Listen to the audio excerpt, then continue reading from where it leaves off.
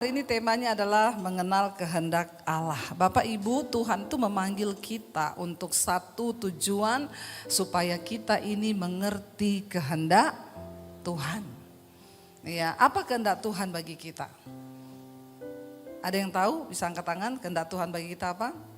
Nanti yang bisa jawab dapat sepeda di bawah. Ya, nggak tahu sepedanya siapa, ambil aja ya.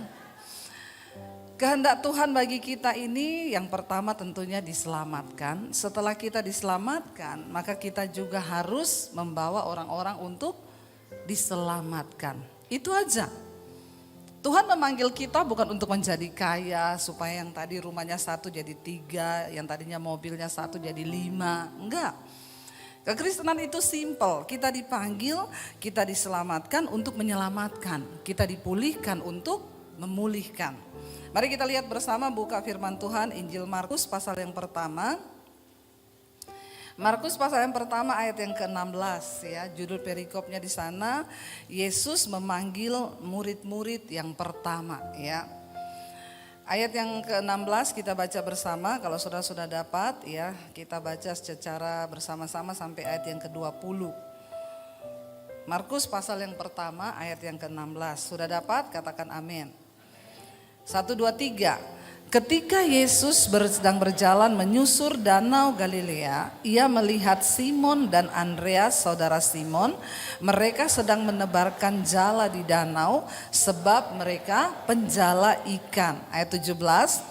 Yesus berkata kepada mereka, "Mari ikutlah aku dan kamu akan kujadikan penjala manusia." Ayat 18. Lalu mereka pun segera meninggalkan jalannya dan mengikuti dia. Ayat 19. Dan setelah Yesus meneruskan perjalanannya sedikit lagi, dilihatnya Yakobus anak Zebedeus dan Yohanes saudaranya sedang membereskan jala di dalam perahu.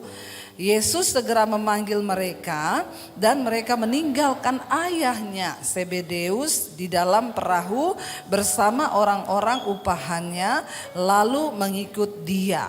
Bapak Ibu, kalau kita melihat di sini Yesus ya memanggil, di sana dikatakan memanggil murid-murid yang pertama.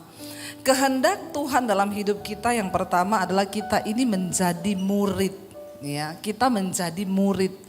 Apa itu namanya menjadi murid? Bukan hanya orang percaya, tapi kita menjadi murid. Murid itu selalu pengennya belajar. Ya, tentunya kita di sini belajar firman Tuhan. Bagaimana kita bisa mengetahui firman Tuhan, kehendak Tuhan dalam hidup kita? Ya cuma satu, waktu kita bergaul dengan firman Tuhan. Karena firman Tuhan adalah isi hati Tuhan, Allah sendiri. Kita bisa mengetahui kehendak Tuhan yang pertama tentunya lewat firman. Makanya orang Kristen kita semua terpanggil untuk menjadi murid dulu. Amin. Siapa ya di sini yang sudah jadi murid? Yang tiap hari baca Alkitab. Ada yang tiap hari baca Alkitab, puji Tuhan. 1. Yang lain tiap hari nonton drama Korea.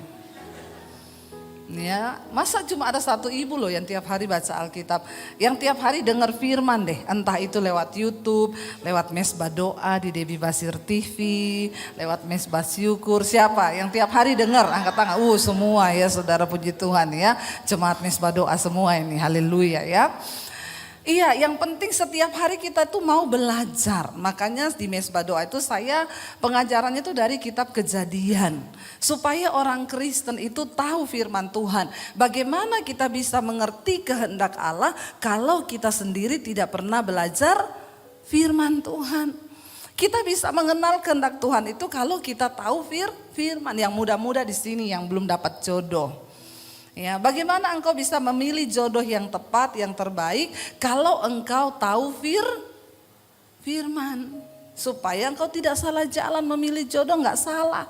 Karena banyak ada orang itu salah memilih pasangan hidup. Padahal Tuhan itu sudah memberi dia rancangan damai sejahtera, rancangan kebaikan. Tapi kenapa salah? Karena enggak pernah baca Alkitab. Contoh yang pria kalau mau cari jodoh, Amsal 31 berkata, ya, kecantikan itu bohong, kemolekan itu sia-sia. Jadi berarti enggak usah cari yang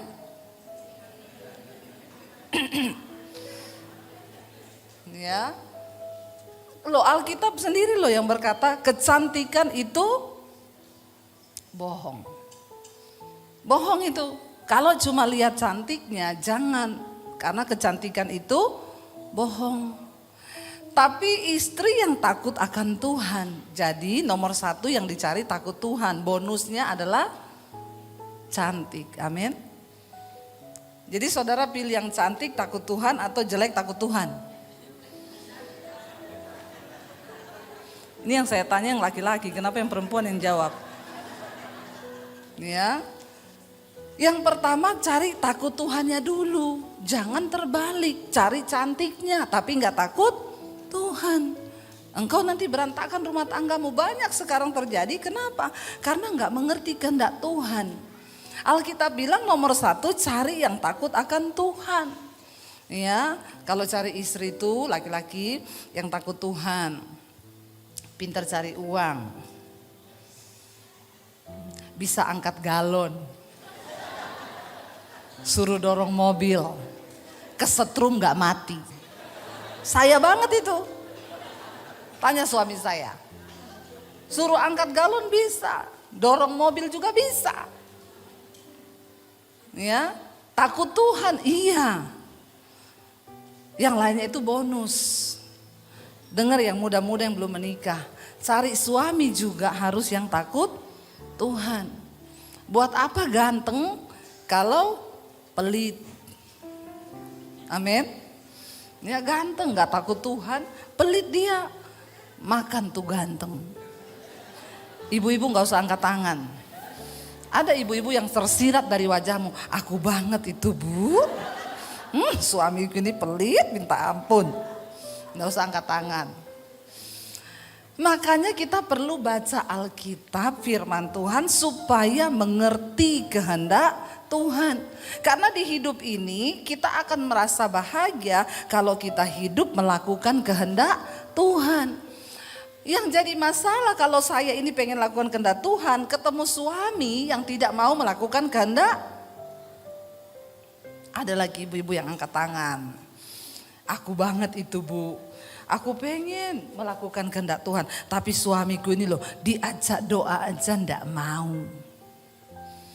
Ada yang datang sama saya, bu suami saya tuh jahat, pelit gini-gini, tukang selingkuh, udah pelit tukang selingkuh. Saya harus bagaimana bu? Saya bilang nasibmu. Ndak usah cari pendeta. Itu nasibmu karena kau yang pilih, amin. Terus sekarang suruh apa? Bayar harga, doa, puasa. Ndak boleh cerai. Siapa suruh pilih itu? Amin.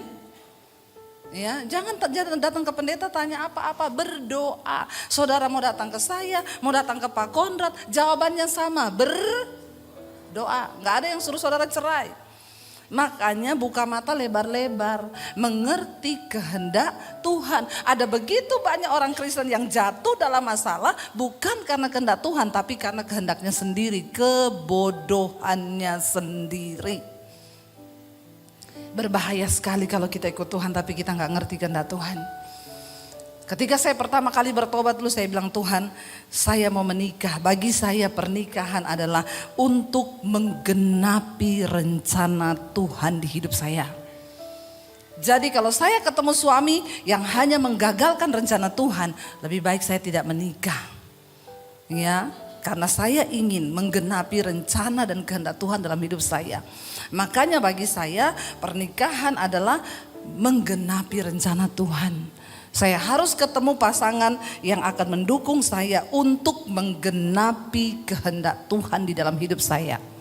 Buat apa saya menikah kalau ketemu suami yang saya sudah banyak ketemu saudara dulu teman-teman pelayanan itu ya cari jodoh. Saya udah bilang jangan lihat tampannya, jangan lihat hanya gantengnya tapi cari yang takut Tuhan. Ya ini panas banget loh saudara karena lampu sorot dari situ, lampu sorot dari sini. Ya untuk kebutuhan kamera memang seperti ini ya. Makanya ya puji Tuhan haleluya ya. Kalau kita pelayanan di media itu ya begini tiap hari ketemu lighting.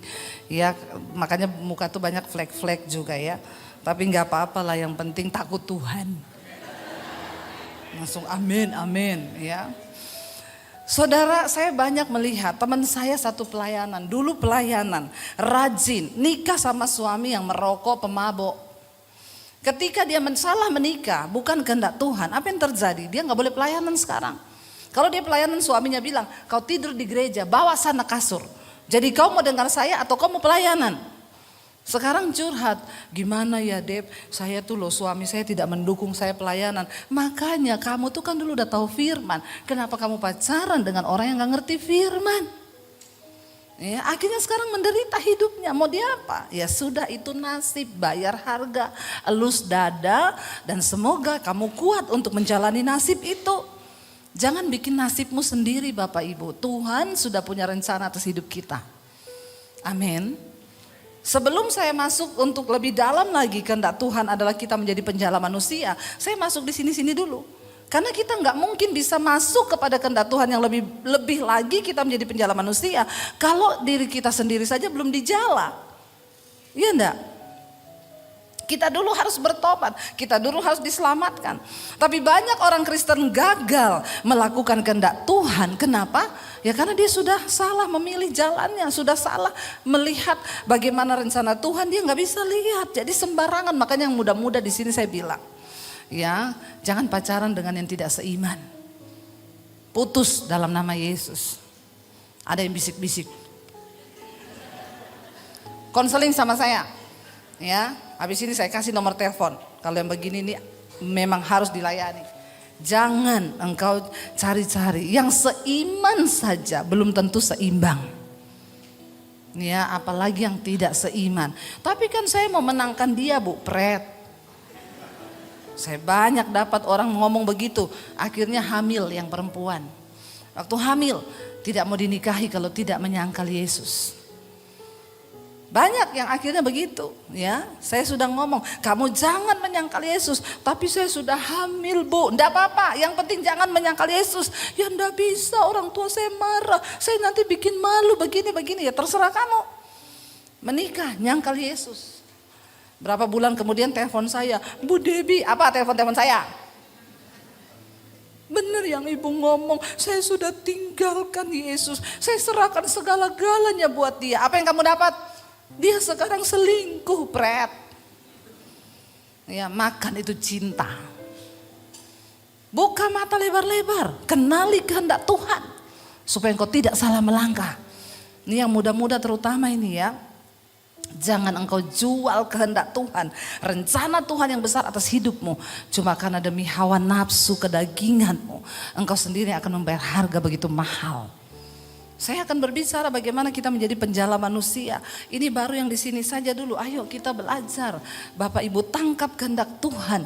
Mengerti kehendak Tuhan lewat apa? Firman. Baca Alkitab. Ya, Alkitab itu ada di tanganmu. Alkitab ini penuntun kehidupan. Bagaimana kita bisa menjalani hidup ini, semuanya ada di Alkitab. Yang muda-muda, dengar baik-baik, itu orang-orang yang memiliki IQ tertinggi di dunia. Sebut siapa? Thomas Alva Edison, siapa lagi? Para penemu-penemu itu. Waktu ditanyai, kamu itu kok bisa pinter-pinter, sumber hikmatnya dari mana? Mereka bilang, kami tidak pernah melewati satu hari tanpa membaca Alkitab. Itu yang IQ-nya tinggi, tiap hari baca Alkitab. Apalagi kita ini yang sudah IQ-nya jongkok. Kita lebih lagi perlu firman Tuhan. Sedangkan yang IQ-nya tinggi itu mengakui bahwa mereka menemukan hikmat itu dari Alkitab. Nah apalagi kita. Bagaimana kita bisa memulai hidup, melakukan kehendak Bapa dalam hidup kita. Sebab Bapak Ibu dengar baik, waktu kita mati satu saat kita akan berhadapan dengan pengadilan tahta Kristus. Yesus enggak tanya kekayaanmu berapa, Yesus enggak tanya pelayananmu hebat atau tidak. Yesus tanya, apakah engkau sudah melakukan kehendakku? Makanya Yesus berkata, bukan setiap orang yang berseru padaku Tuhan, Tuhan yang akan masuk dalam kerajaan sorga. Sebab pada akhir zaman nanti Tuhan bilang, aku akan menolak banyak orang. Mereka berkata, Tuhan kami melakukan mujizat demi namamu, kami bernubuat demi namamu, kami usir setan demi namamu. Tapi Yesus bilang, aku tidak mengenal engkau, sebab engkau pembuat kejahatan. Dan marilah kepadaku hai kamu yang melakukan kehendak Bapa. Pada akhirnya yang akan menghadap Tuhan siapa? orang yang melakukan kehendak Bapa. Enggak peduli mau engkau melakukan, engkau punya titel pendeta, gembala, enggak peduli siapapun engkau hari ini, engkau orang pintar, engkau orang bodoh, siapapun, cuma satu yang Tuhan cari, apakah engkau melakukan kehendakku? Dan puji Tuhan, kehendak Tuhan bukan hanya diketahui untuk orang yang pintar. Untuk mengikuti olimpiade matematika, saya tidak berani. Kenapa? Saya tahu kapasitas saya nggak pintar berhitung matematika. Kalau saya ikut olimpiade baru di seleksi awal saya sudah gugur. Tapi untuk mengerti kehendak Tuhan, puji Tuhan, Dia bukakan bukan bagi orang pintar. Kehendak Tuhan diberikan buat orang yang rindu dan mau membuka hati bagi Tuhan. Itu kabar baiknya. Bukan karena kita pintar, bukan karena kita sekolah tinggi. Banyak orang sekolah tinggi tapi bodoh karena nggak ngerti kehendak Tuhan.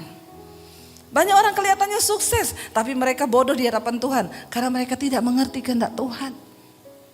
Bapak Ibu, mari kita bergaul dengan firman Tuhan. Ketika Yesus sedang berjalan menyusuri danau Galilea, ia melihat Simon, Andreas, saudara Simon. Mereka sedang menebarkan jala di danau. Yesus pertama kali memanggil murid, bukan pengusaha. Kenapa? Dia cari pertama kali penjala ikan. Lalu dia berkata kepada mereka, ikutlah aku dan kamu akan kujadikan penjala manusia. Kita harus masuk dalam kehendak Tuhan yang berikutnya. Setelah kita diselamatkan, kita mengerti kehendak Allah, baru kita bisa masuk kepada kehendak Tuhan yang lebih lagi, yaitu menjadi penjala manusia. Menyelamatkan orang-orang yang tersesat, membawa mereka kepada Kristus supaya jiwanya boleh diselamatkan. Ini pun bukan orang pinter. Tuhan gak pernah cari orang yang harus sarjana, S1, S2, S3, S21 kayak Samsung. Ya, kejauhan kita kalau mengandalkan SS kalah kita sama Samsung. Ya, Tuhan gak cari orang pinter. Dia cari penjala ikan yang sedang di pinggir danau, bukan orang yang punya pendidikan sekolah yang tinggi, tapi mereka adalah penjala. Supaya lebih gampang Yesus menunjukkan kehendaknya, dia bilang apa? Hari ini kamu gak usah jadi penjala ikan, ikut aku jadi penjala manusia. Saya pelayanan di Morowali. Jadi kalau ke Morowali itu kita dari Makassar naik pesawat kecil, ya itu baling-baling. Ya itu penumpangnya hanya sekitar 20 orang. Itu ketahuan saudara, itu paling banyak kan yang naik itu buruh. Apalagi kalau dari China itu mereka buruh-buruh ya yang akan bekerja tambang di sana. Saya dan suami kita turun masuk ke pintu pemeriksaan di Bandara Makassar dengan buruh-buruh yang dari China itu. Mereka lewat-lewat, saya sama suami begitu lewat, ya penjaganya bilang gini, mau ke Morowali ya Bapak Ibu? Iya, punya tambang ya di sana. Ya, kita tampangnya kayak pemilik tambang. Puji Tuhan ya. Saya bingung mau jawab dia. Dia pikir kita punya tambang nikel. Saya bilang, "Oh iya, saya punya tambang di sana." Tambang apa, Bu? Tambang manusia. Karena manusia juga perlu digali, dikumpul. Saudara, ya, Yesus memanggil penjala ikan supaya lebih gampang bicara kepada mereka. Mulai hari ini kamu gak akan jadi penjala ikan lagi. Aku akan memakai hidupmu untuk menjadi penjala manusia. Ya, Yesus panggil mereka. Dan dikatakan di sana langsung loh. Mereka pun segera meninggalkan jalannya dan mengikuti dia. Bapak Ibu, kita ini sedang dipersiapkan Tuhan untuk menjadi orang-orang yang akan dipakai Tuhan menjadi penuai-penuai di akhir zaman. Dia telepon mama papanya, dia bilang, "Ibu bapak tolong menghadap ke sekolah, saya mau ngomong tentang anak ibu dan bapak." Lalu tadinya suami istri ini tidak mau ngaku kalau mereka tuh sering berantem. Mama ini anak. Kalau gitu yang harus saya layani ini orang tuanya. Gak bisa saya layani anaknya kalau orang tuanya seperti itu. Ini ibu bukan pendeta loh. Dia bukan gembala. Tapi dia penjala manusia. Dia telepon mama papanya. Dia bilang, "Ibu bapak tolong menghadap ke sekolah. Saya mau ngomong tentang anak ibu dan bapak." Lalu tadinya suami istri ini tidak mau ngaku kalau mereka tuh sering berantem. Padahal anaknya sudah cerita. Lalu ibu ini biarin aja. Dipanggil keduanya, akhirnya ibu tuh minta nomor HP WA, sering WA-WAnan sama istrinya. Lalu istrinya mulai curhat. Iya, saya sama suami saya sering bertengkar. Suami saya sering pukulin saya. Dia sering kejar saya pakai sapu, pakai apa saja. Jadi anak saya tuh melihat setiap hari, makanya anak saya jadi seperti itu. Lalu ibu ini berkata, Bu, ibu sama suami harus banyak dengar firman Tuhan. Ibu sama suami harus banyak baca firman Tuhan. Lalu dia bilang, lalu Bu, istrinya itu karena saya sudah kasih nomor WA, tiap hari telepon. Mereka berantem, dia telepon saya. Tengah malam dia telepon saya, lama-lama saya juga terganggu. Emang enak? Akhirnya waktu saya terganggu saya bilang gini, Bu, gini ya, saya gak bisa melayani ibu terus. Ibu denger nih ya khotbahnya Bu Debbie Basir, mesbah doa, mesbah syukur. Ibu ikut tiap pagi dan tiap malam, dia share. Akhirnya istrinya mendengar dan dia bilang gini, puji Tuhan Ibu, sekarang rumah tangga mereka dipulihkan dan anak mereka berubah. Sebab firman Tuhan berkuasa. Tepuk tangan aja gak mau nih, setengah-setengah. Ya, tepuk tangannya buat Tuhan Yesus loh. Bapak ibu saya mau tanya, jadi penjala manusia susah gak? Enggak kan? Coba bayangkan kalau semua orang Kristen merasa terpanggil, punya beban, punya hati yang sama, melihat jiwa-jiwa di sekelilingmu. Bukankah wow? Satu orang dipulihkan, dia memulihkan orang lain. Satu orang dijala, dia menjala yang lain. Wow loh Bapak Ibu, saya begitu terharu. Dia bilang, Bu, puji Tuhan. Sekarang dia berkata kepada saya, Bu, terima kasih ya, untung Ibu kirimin saya tuh khotbah. Makanya saya selalu bilang, Bapak Ibu jadi penjala manusia sekarang gak sulit. Engkau tinggal kirim khotbahnya Pak Kondrat, share ke temenmu. Yang merasa engkau diberkati, mesbah doa, mesbah syukur, share. Engkau gak perlu ngomong, jangan bilang saya gak bisa ngomong, Bu.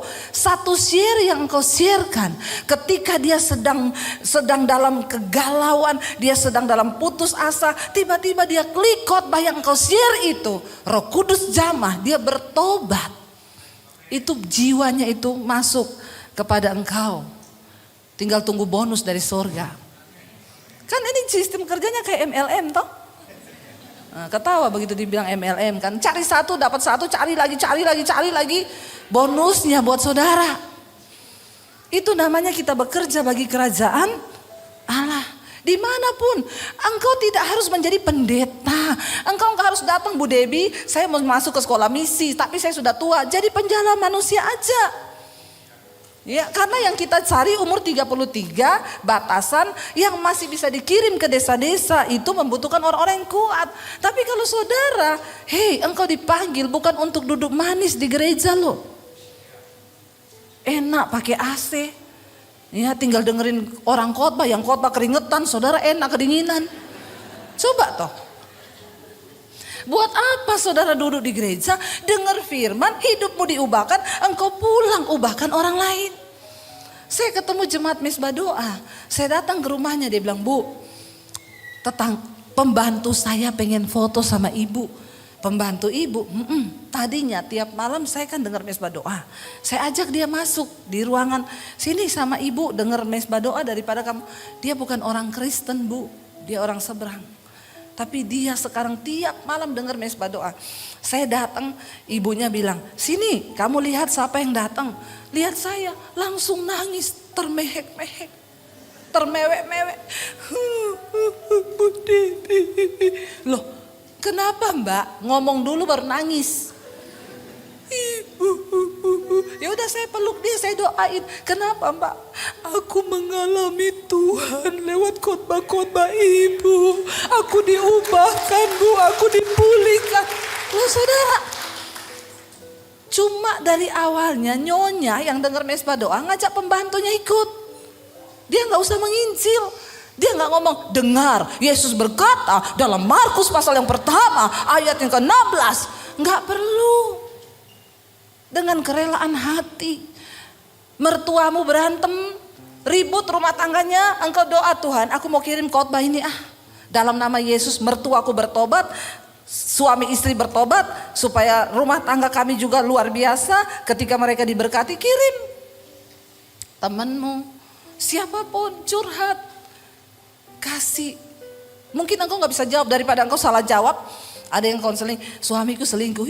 Hari gini lu masih mau sama suami selingkuh, mending lu juga senang-senang. Ngapain lu urus suami selingkuh, makan tuh suami kayak begitu, kasih racun. Hati-hati, jangan salah memberikan nasihat. Bilang aja, aku gak bisa nasihatin banyak, saya doain. Tapi kamu dengerin khotbah ini ya. Khotbah ini kemarin memberkati aku loh.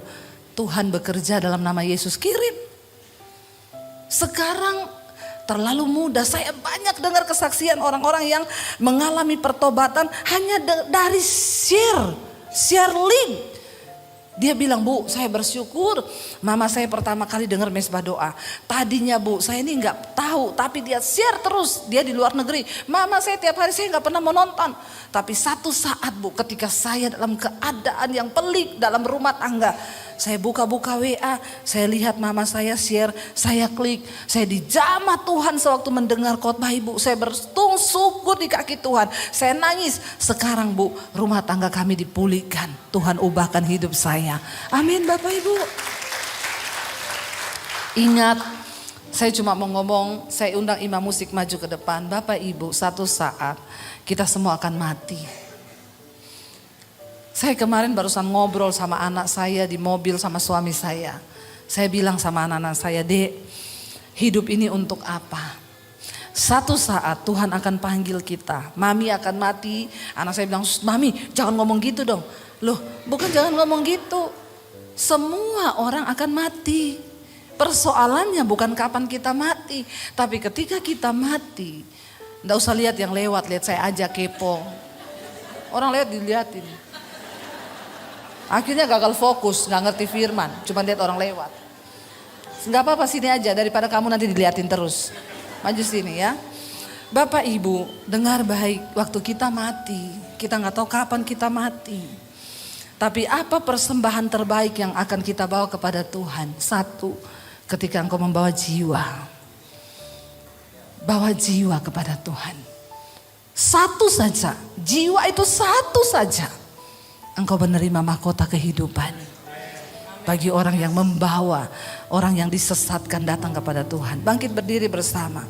Kita mau bilang mengiring Yesus. Itu kesukaan hati kami. Kami mau sangkal diri kami.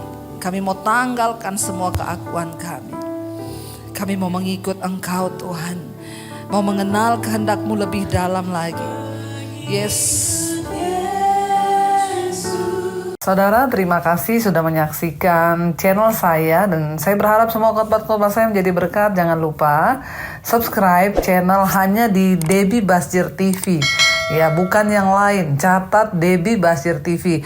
Hanya di Debbie Basjir TV. Jangan lupa like, subscribe dan bagikan ini kepada teman saudara agar semakin banyak orang diberkati. Tuhan memberkati.